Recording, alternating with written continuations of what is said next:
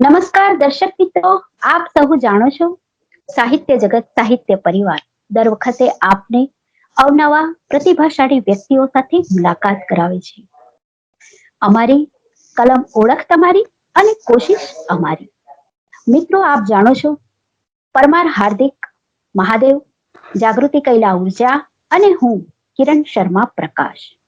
અમે ત્રણ ભેગા મળી સાહિત્ય જગતની અંદર ખ્યાતિ મેળવનાર ઘણી બધી પ્રતિભાશાળી વ્યક્તિઓ છે, જેમની વારાફરતી મુલાકાત લઈને આપ સુધી એમની આખી જર્ની, સાહિત્ય જર્ની જે છે, સફર જે છે, તે આપની સમક્ષ એમને સ્વમુખે જ જણાવીએ છીએ. આવો આજે પણ આપને એક આવી જ ઉમદા વ્યક્તિ સાથે મુલાકાત કરાવીએ, જેમનું નામ છે નિધિ મહેતા.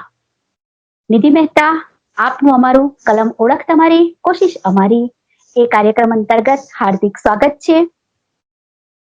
નમસ્તે. નમસ્તે. સાહિત્ય જગતની પૂરી ટીમનો ખૂબ ખૂબ આભાર. આ ટીમમાં જે લોકો કામ કરી રહ્યા છે, કિરણબેન, જાગૃતિબેન ને હાર્દિકભાઈ, જે ખૂબ સરસ કામ કરી રહ્યા છે, આપણા સુધી સાહિત્ય અને સાહિત્ય રસિકોને પહોંચાડી રહ્યા છે. તો આપ સૌનો ખૂબ ખૂબ આભાર મને આપની ચેનલ પર આમંત્રિત કરવા બદલ. ધન્યવાદ આપનો. નિધિબેન, આપની સાહિત્ય સફર ખૂબ નાની ઉંમરથી શરૂઆત થઈ ગઈ છે, તો આપનો સ્વપરિચય પહેલા તો અમારા દર્શક મિત્રોને જણાવશો. ચોક્કસ બેન.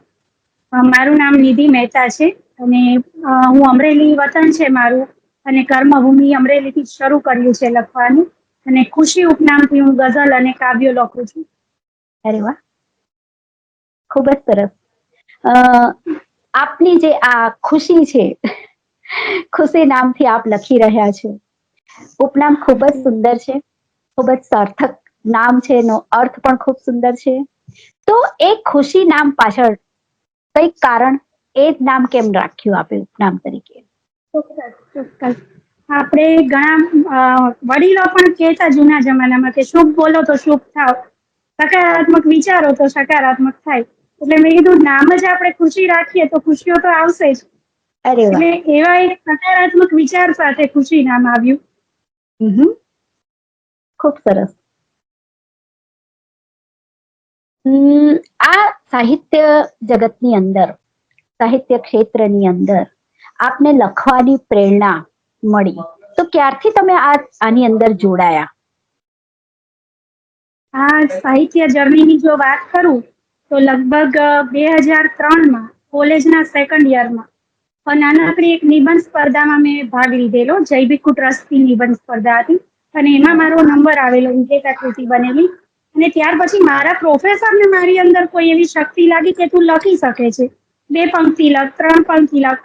પછી મને ખબર નહીં, એ સમયે જયારે હું વાંચું તો મને એવું થાય કે આવું લખ્યું હતું, પણ ત્યારે એમને ખૂબ પ્રેરણા પૂરી કે હજી આનાથી સારું બનશે, આનાથી સારું બનશે.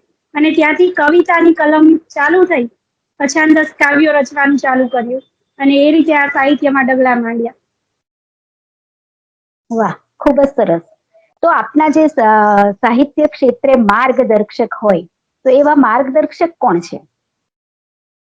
માર્ગદર્શક તરીકે હું 2 વ્યક્તિનું નામ લઈશ. સૌથી પહેલા તો મારી અંદરની પ્રતિભાને ઓળખનાર, જેની મને નહોતી ખબર કે હું લખી શકું, તો એવા મારા કોલેજના પ્રોફેસર વિપુલભાઈ ઠાકર, જે અમારા ગુજરાતીના પ્રોફેસર હતા, એમને મારી અંદર એ કલા જોઈ.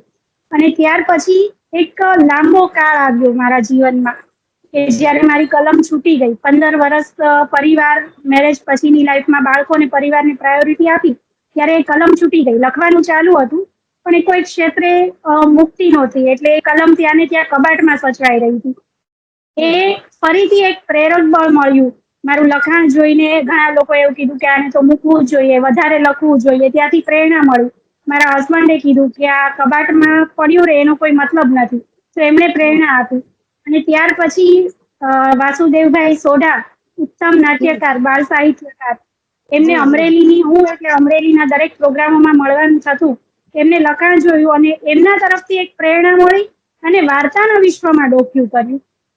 ત્યાં સુધી લખતી હતી પણ એ વાર્તા સ્વરૂપને ખબર નહોતી, એનું માર્ગદર્શન મળ્યું અને વાર્તા સ્વરૂપે મારી કલમ ચાલુ થઈ. એટલે આ રીતે 2 વ્યક્તિ મારા જીવનમાં પ્રેરક બળ છે. ખૂબ સરસ, ખૂબ જ સરસ. અને આપ એમની પ્રેરણા સાથે અનુસર્યા છો પાછા અને એમની પ્રેરણાને પ્રોત્સાહન માનીને આગળ વધ્યા છો. એ આપને પણ ખૂબ ખૂબ અભિનંદન. સાહિત્ય ક્ષેત્રે આપને કોઈ એવો ખાસ અનુભવ ખરો? આ બધું લખતા લખતા આગળ વધતા વધતા કલમ ચલાવતા ચલાવતા? સાહિત્ય ક્ષેત્રે ખાસ અનુભવ તો કલમ જ્યારે છૂટી એ સમયનો અનુભવ છે કે એ વસો કબાટમાં જ્યારે જ્યારે મેં પુસ્તકો જોયા, જ્યારે જ્યારે કબાટ સાફ કરીને ગોઠવ્યો, ત્યારે એક વસવસો અંદર કે મારી કલમથી મારે કઈ કરવું છે. એક યાદગાર અનુભવની યાદગાર સમય છે એમ. જી. સાચી વાત છે. એવું તો થાય જ. પણ પરિસ્થિતિ અને ઘર પરિવાર એ પણ આપણી પ્રાયોરિટી હોય છે, ખાસ કરીને આપણી સ્ત્રીઓ માટે. તો પણ ત્યાર પછી તમારી જે કલમ નિખરી હશે, જે આટલા વર્ષોનો અનુભવથી શરીર પેલું મન મગજની અંદર બધું ભરાયેલું હોય, એ બધું પછી ત્યાર પછી જે કલમ નિખરે એ તો કંઈક અલગ જ હોય છે. એટલે તમે આજે આ સ્ટેજ પર પણ છો. ઈશ્વર કહે આપને છે ને, જી. હા હા સકારાત્મક કઈ થવાનું હોય ત્યારે જ આપણને ઘડવા માટે ઈશ્વરે એટલો સમય લીધો હોય. એટલે હું એવું જી માનું છું કે મારો ઘડાવાનો સમય હતો. ચોક્કસ ચોક્કસ જ. આપને જે સાહિત્ય ક્ષેત્રે પદાર્પણ કર્યું, તો એની આપની સિદ્ધિઓ કઈ કઈ છે? સિદ્ધિઓમાં તો અત્યારે તો સિદ્ધિ બહુ ઓછી કહી શકું. જેમ કે સામયિકોમાં, વિવિધ સામયિકોમાં, ન્યૂઝપેપરમાં મારા આર્ટિકલ દર વીકમાં આવે છે. અને જી એ સિવાય પર્યાવરણ ટ્રસ્ટ અમરેલીમાં ગઝલ લખવામાં મારો જિલ્લા ક્ષેત્રે ફર્સ્ટ નંબર આવ્યો હતો. ત્યાર પછી હમણાં નારી રત્ન પુરસ્કાર મળેલો છે. ત્યારબાદ સાવરકુંડલા કબીર ટેકરી આશ્રમ ખાતે એક સન્માન સમારોહ યોજવામાં આવ્યો હતો મારા માટે. તો જી એવી બધી નાની નાની સિદ્ધિઓ મળે છે. જી આ જે દર્શકોને ને બધાને આભારી છે, સૌના સાથ સહકારને. જી ખૂબ સરસ. આપે કોઈ પુસ્તકો પ્રકાશિત કરેલા ખરા? આ પુસ્તકો બેન અત્યારે પ્રકાશિત નથી, પણ આગામી વર્ષમાં એક વાર્તા સંગ્રહ અને એક બાળ વાર્તા સંગ્રહ કામમાં છે, જે આવી શકે છે નજીકના ભવિષ્યમાં. અરે વાહ, ખૂબ ખૂબ સરસ અને ખૂબ ખૂબ અભિનંદન આપને. ક્યારેક એવો વિચાર આવ્યો છે કે ચાલો કલમથી આગળ વધીએ, કંઈક કરીએ, એવું કંઈક? ચોક્કસ. કલમથી આગળ વધીને મારો એક મને સામાજિક સેવાનો ઘણો બધો ઉત્સાહ છે કે સમાજ હા માટે હા કઈ કરું. આપણે કોઈ પણ વ્યક્તિ સમાજના ઋણી છીએ. કઈ પણ જી જી બનીએ છીએ ત્યારે જી જી સમાજમાંથી કંઈક પ્રેરણા લઈને બનીએ છીએ. તો એ હમ સમાજને કંઈક થઈ શકે એટલું પાછું આપવું. તો એ પછી કલમ દ્વારા હોય, શબ્દો દ્વારા હોય, કોઈ પણ રીતે પણ સમાજ માટે. અને એમાં એક સોફ્ટ કોર્નર કહીશ કે મારો એક સ્ત્રીઓ માટે ને એમાંય હાઉસવાઈફ સ્ત્રીઓ માટે જી એક જી ખાસ સોફ્ટ કોર્નર રહ્યો છે કે આપણે તો હજી ઘણું સારું વાતાવરણ છે. પણ એ આપણી માં, દાદી, કાકી જેને આપણે જોયા છીએ, જેને આજીવન પોતાના સપના ને બધું જ ત્યાગીને આપણા માટે કર્યું છે. જી એને એ લેવલે સન્માન નથી મળતું, એને રિસ્પેક્ટ નથી મળતી એમ. તો એ દરેક સ્ત્રીને માત્ર સ્ત્રી માટે રિસ્પેક્ટ મળવી જોઈએ એવું કંઈ કરવું. એવી મારી ઈચ્છા છે. વાહ, ખૂબ સરસ, ખૂબ ઉમદા વિચાર છે આપનો. સાચી વાત છે. જ્યાં સુધી ટેકનોલોજીનો આટલો વિકાસ નહોતો થયો અને આજની સ્ત્રીઓ તો પોતાને આમ સપના એક યા બીજી રીતે પૂરા કરી શકે છે. પણ આપણી આગળની જે પેઢી હતી, મતલબ કે આપણી માતા, દાદી, એ લોકોએ આવું કશું જોયું નથી અને સંપૂર્ણ જીવન પરિવાર માટે સમર્પિત જ કરી દીધું છે એમ. પોતાના સપનાઓને તો ક્યાંય બહાર કોઈને બતાવી જ નથી હા. શક્યા. તો અને એ એમના પછી માટે પોતાના કંઈક માટે સજાગ જ નહોતા. હા સજાગ જ નહોતા એટલે સચ પોતાના સપના પ્રત્યે એટલા સજાગ નહોતા. હા આખું જીવન ફૂંકી દીધું. કદાચ ક્યારેય વિચાર્યું જ નહીં હોય કે એમનું પોતાનું પણ કોઈ સપનું હોઈ શકે છે. એવું પણ બની શકે. ચોક્કસ, ખૂબ જ સરસ, ખૂબ જ ઉમદા વિચાર છે આપનો. અ કોઈ એવી વિશિષ્ટ બાબત જે આપ આપના દર્શક મિત્રોને જણાવવા માંગતા હોવ? વિશિષ્ટ બાબત તો કહી શકું કે આપણું કલ્ચર અત્યારે જે તરફ જઈ રહ્યું છે, એમાં આપણે સાહિત્યની નજીક જવું ખૂબ જરૂરી છે. જી કારણ કે સાહિત્યમાં જે મૂલ્યો એ સંસ્કૃતિનો વારસો પડ્યો છે કે જે આપણને સાચી સંસ્કૃતિ સુધી લઈ જઈ શકે છે. જી જી નહીં તો આપણે અને આપણી આવનારી પેઢીને સાહિત્ય સુધી નહીં પહોંચાડીએ તો આ કલ્ચરમાં આપણને સૌને ખબર છે કે આગળ કેટલું જોખમ છે. જી ખૂબ ઉમદા વાત, ખૂબ જ સરસ વાત. અ કિચન થી કલમની તમારી સફરનું રહસ્ય શું છે? કિચન થી કલમની સફરનું રહસ્ય એ કહીશ કે કિચનની સાથે કલમ શરૂ હતી. મગજમાં સતત કિચનમાં હોય તો વિચાર કલમ ના જ હોય, એટલે કલમે ક્યારેય મારો પીછો છોડ્યો નહીં. અને આખરે 15 વર્ષ પછી પણ એ કલમનો એ સળવળિયો એવો ઉપડ્યો કે કલમ ફરી પાછી મને ઊંઘમાંથી જગાડીને લખવાનું શરૂ કરાવ્યું. એટલે આ કિચન થી કલમ સુધીની સફરમાં ઘણા ચડાવ ઉતાર આવ્યા, પણ છતાં એ કલમ હતી એના સથવારે સતત જીવાતું ગયું. ઓકે, ખૂબ સરસ. આપને કોઈ આ સાહિત્ય સિવાય અન્ય કોઈ બાબતમાં રસ રુચિ ખરા? હા, ચોક્કસ. મને સંગીતનો ગાવાનો ઘણો શોખ છે. અરે એ વાહ. સંગીતનું બેઝિક કોર્સ ને બેઝિક નોલેજ લીધેલું, અને બિફોર મેરેજ લગ્ન ગીતના પ્રોગ્રામ પણ હું કરતી હતી. એટલે એ ગાયન ક્ષેત્રે રસ ખરો મારો. વાહ, ખૂબ જ સરસ. નવરાશની ફળોમાં શોખ માટે કંઈ કરવાનું હોય તો મને ગાવાનું વધુ ગમે. ખૂબ સરસ. સાહિત્ય ક્ષેત્રે ઘણા બધા કવિ નવોદિત બનતા હોય છે, તો એ લોકોના જો તમારા તરફથી કોઈક સંદેશો? ના, કવિઓને તો હું તો હજી પાપા પગડી કરું છું, એટલે સંદેશ તો કોઈ નહીં આપી શકે. પણ બસ કલમમાં જો શબ્દ થકી કરવું જ છે. ભગવાને શક્તિ આપી છે, મા સરસ્વતીએ શક્તિ આપી છે, તો શબ્દો થકી કંઈક સમાજને સારું આપી શકાય એવું રચીએ. એવી રચનાઓ થાય કે જે સમાજને કંઈક સારો સંદેશ પૂરો પાડે. બસ જી, એટલું. ખૂબ જ ઉમદા. આપણા કવિ મિત્રો, લેખક મિત્રો અને જે સાહિત્યકાર મિત્રો છે, દરેક કોઈ વાર્તા, કોઈ લેખ, કોઈ કાવ્ય, કોઈ ગઝલ દ્વારા સમાજને અવનવો સંદેશો આપે છે. આપ પણ આપની કઈ કઈ જગ્યા પર આપની કલમ ચલાવીને સંદેશો લોકો સુધી પહોંચાડો છો? મારું અછાંદસ કાવ્ય ગઝલમાં હજી હમણાં જ પદાર્પણ કર્યું છે, શરૂઆત કરી છે. જી. ત્યારબાદ આર્ટિકલ હું ઘણા સમયથી લખું છું, લેખ, વાર્તા અને બાળ વાર્તા. અરે અને વાહ. નાટકમાં હવે થોડું શીખવાની શરૂઆત કરી છે. અચ્છા, તો આપ આમ વિવિધ પ્રકારોની ઉપર પ્રભુત્વ મેળવી રહ્યા છો. ખૂબ જ આનંદની વાત છે. નિધિબેન, આપની સાથે મળીને તો ખૂબ જ આનંદ થયો. આપના જીવનની કોઈક સરસ વાતો કોઈક એ હોય જે આપ દર્શક મિત્રોને જણાવવા માંગતા હોય તો અમને અવશ્ય ગમશે. ચોક્કસ.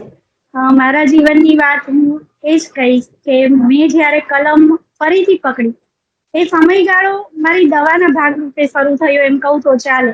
કે ડિપ્રેશનમાંથી બહાર નીકળવા જયારે ડોક્ટરે સજેશન આપ્યું કે તમને ગમતી પ્રવૃત્તિઓ કરો, જી. અને એ દવાના ભાગરૂપે એક પ્રિસ્ક્રિપ્શન રૂપે મારી એક યુટ્યુબ ચેનલ ચાલુ કરી મેં સૌપ્રથમ, કે જ્યાં મારા કાવ્યોની રજૂઆત વગેરે મેં ચાલુ કર્યું, કે એક અચ્છા. ક્ષેત્રથી શરૂઆત કરીને પછી આગળ જઈએ. ત્યારબાદ ધીમે ધીમે ફેસબુક થી ચાલુ કર્યું, અને સામેથી જ કુદરત ઈશારા આપતા ગયા.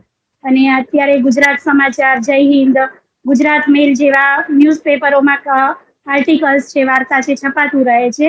અને હમણાં જ એક જે હું ઘણા સમયથી પ્રયત્ન કરતી હતી, કુમાર જેવા સામયિકમાં બહુ જ ઈચ્છા હોય લખતા હોય ને કે જી, અખંડ જી, આનંદ કુમારમાં, જી. એમાં માર્ચ 24 મારી પહેલી વાર્તા કુમારમાં પસંદ થઈ.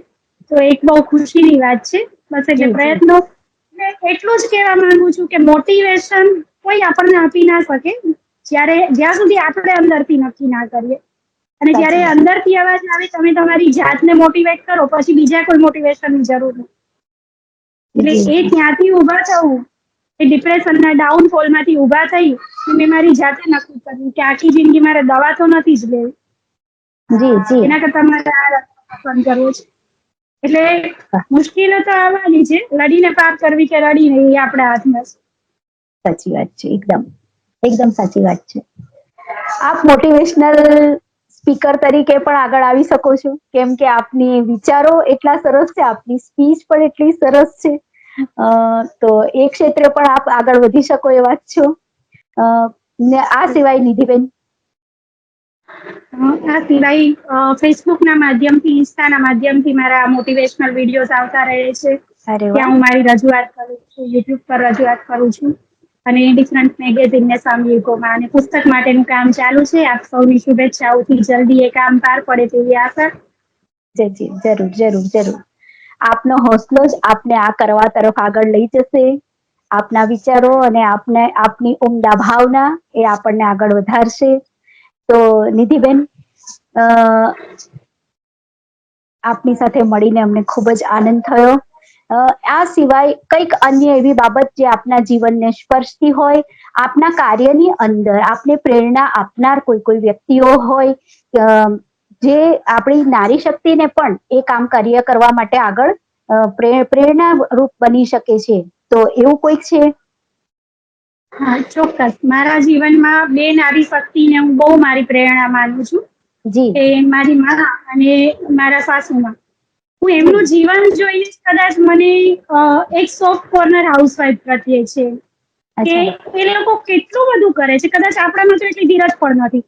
આપણી એટલી ધીરજ ના હોઈ શકે કે ના હોય. 40-50 વર્ષ સુધી અને એક બીજા બધા પરિવારના સભ્યો માટે પોતાનું પરસેવો સતત પાડે છે.